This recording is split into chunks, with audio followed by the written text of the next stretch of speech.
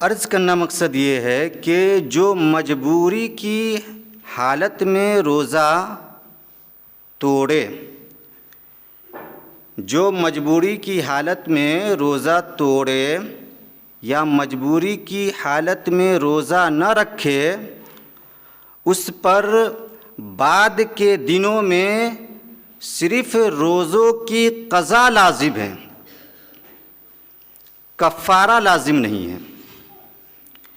لیکن جو جان بوجھ کر روزہ توڑے، اس پر بعد کے دنوں میں روزوں کی قضا بھی لازم ہے اور اس کا کفارہ بھی لازم ہے۔ کفارہ یعنی اگر ایک روزہ کوئی جان بوجھ کر توڑتا ہے تو بعد کے دنوں میں اسے ایک روزہ کا بدلہ 60 روزہ رکھنا ہوگا، اور وہ بھی لگاتار۔ اور اس بیچ میں اگر ایک روزہ بھی توڑ دیا تو جتنا پہلے رکھا تھا وہ سب ختم، پھر سے گنتی شروع کرنی ہوگی۔ جو جان بوجھ کر روزہ توڑتا ہے اس کے لیے کفارہ لازم ہے۔ اب جان بوجھ کر روزہ توڑنے کا مطلب کیا ہے؟ جان بوجھ کر روزہ ٹوٹتا کیسے؟ تو دیکھیں، اگر کوئی جان بوجھ کر کھاتا ہے یا پیتا ہے یا اپنی بیوی کے ساتھ تنہائی میں جاتا ہے یعنی جمع کرتا ہے، تو ایسی صورت میں اس کا روزہ ٹوٹ جاتا ہے اور بعد کے دنوں میں ٹوٹے ہوئے روزے کی قضا بھی لازم ہے اور اس کا کفارہ بھی لازم ہے۔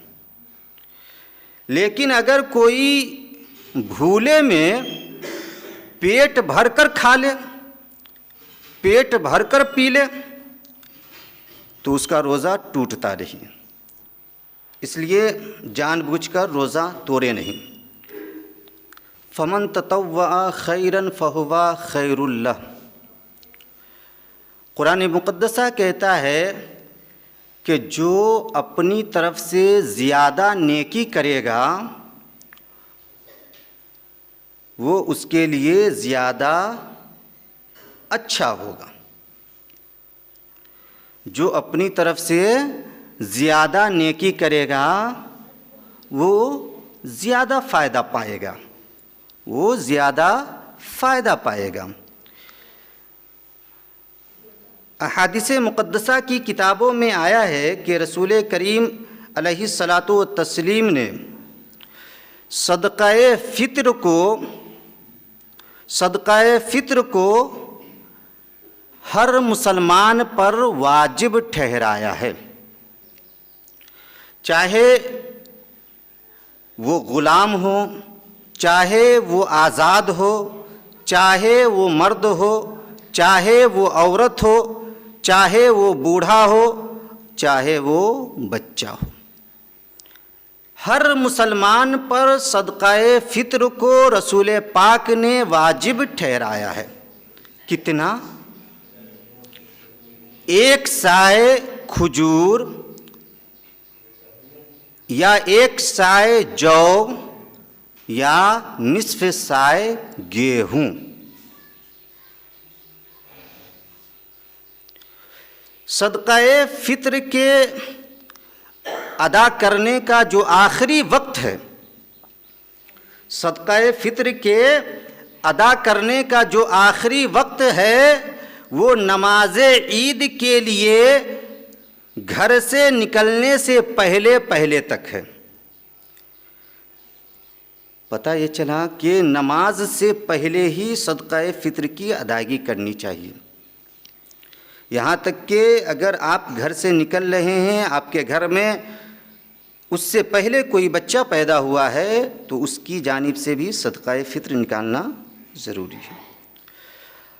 اب ایک سوال یہ بھی پیدا ہوتا ہے کہ آخر رسول کریم علیہ الصلاۃ والتسلیم نے صدقہ فطر کو مسلمانوں پر کیوں مقرر فرمایا ہے؟ کیوں مقرر فرمایا ہے؟ تو سنیے، ابو داؤد شریف کی حدیث ہے، حضرت ابن عباس رضی اللہ تعالی عنہما کہتے ہیں کہ رسول پاک علیہ الصلاۃ والتسلیم نے صدقہ فطر کو اس لیے مقرر فرمایا ہے، صدقہ فطر کو اس لیے مقرر فرمایا ہے کہ اس کے ذریعے بری باتوں سے روزوں کی طہارت ہو جائے اور دوسری طرف مساکین کے لیے خوراک بھی ہو جائے۔ اس کے دو فائدے ہوئے۔ ایک فائدہ تو یہ ہوا کہ اگر حالت روزہ میں کوئی بری بات نکل گئی ہو تو صدقہ فطر کے ذریعے وہ روزہ پاک صاف ہو جاتا ہے، اور دوسرا فائدہ یہ ہے کہ اس کے ذریعے جو لوگ بھوکے ہوتے ہیں، جو مساکین ہوتے ہیں، اس کے لیے خوراک کا انتظام بھی ہو جاتا ہے۔ لیکن یہ مساکین کے حق میں بڑی ناانصافی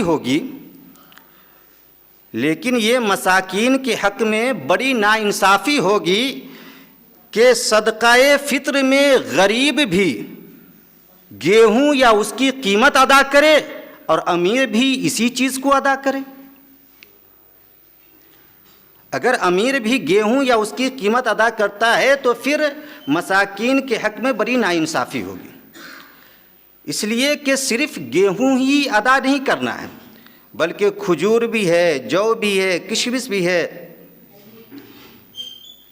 ان سبوں کی بھی قیمت یا ان چیزوں کو بھی صدقہ فطر میں ادا کرنا چاہیے۔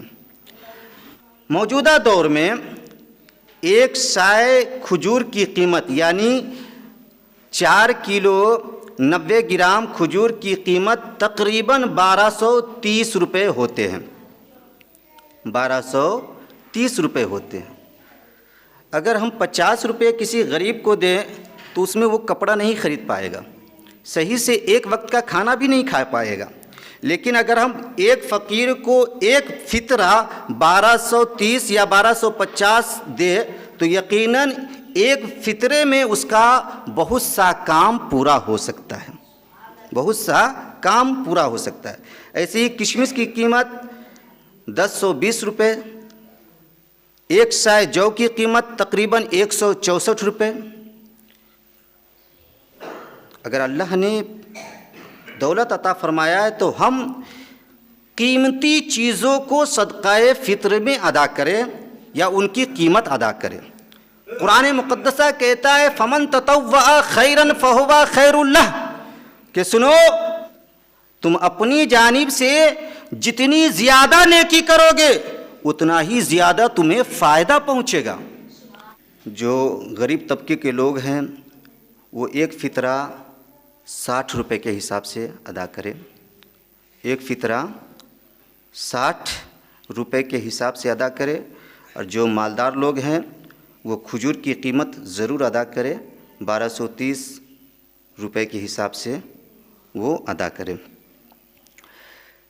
صدقہ فطر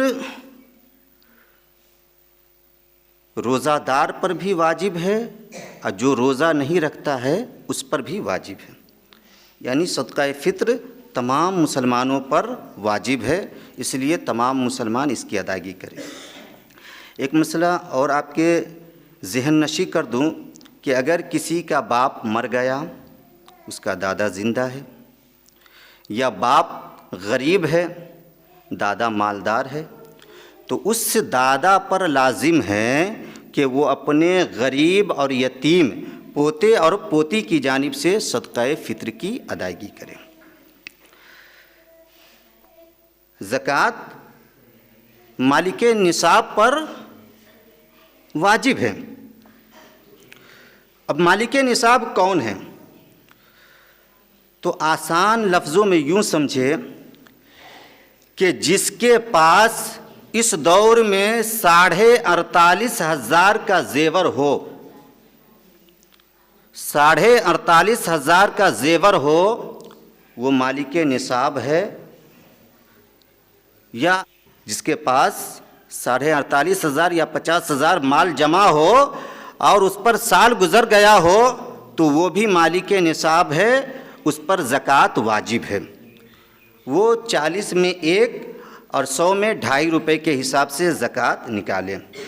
اگر 50,000 کی ہم زکوٰۃ نکالتے ہیں تو 1250 روپے ہمیں ادا کرنا ہوگا۔